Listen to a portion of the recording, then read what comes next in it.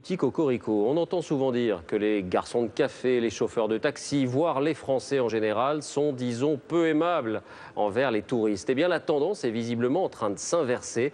L'accueil français a désormais meilleure presse. Reportage sur le vif, Anne-Claire Poignard, Mathieu Régnier. Ces touristes découvrent la France et les Français.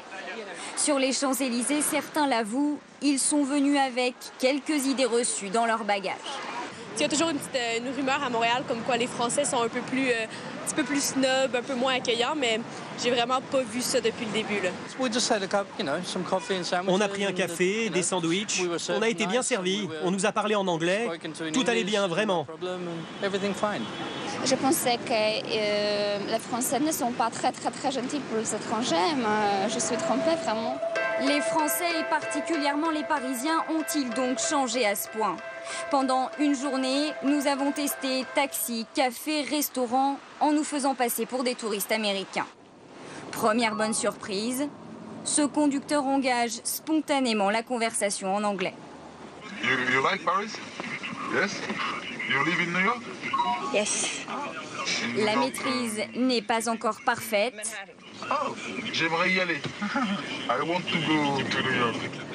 Mais au moins, l'intention y est. Alors, serions-nous tombés sur l'oiseau rare? Nous vérifions avec le taxi suivant, étonnés par nos questions sur la mauvaise réputation des conducteurs. Maybe 90% of people, of taxi drivers, oh, you can speak, you can smile, you can normal. Okay? Voilà. But 10%, bad drivers, they don't speak, they don't smile. Malheureusement, c'est les 10%. Les gens, ils mémorisent les 10% et 90%. Voilà. Sur 10 trajets effectués, aucune arnaque au compteur.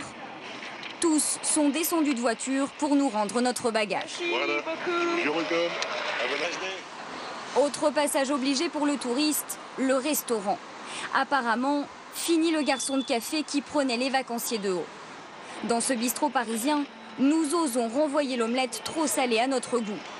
Réaction du serveur.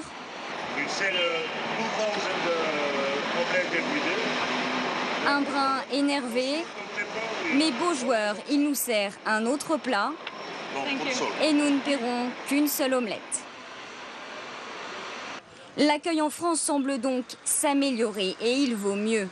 Un touriste dépense en moyenne 60 € par jour, à la clé près de 38 milliards d'euros de recettes chaque année.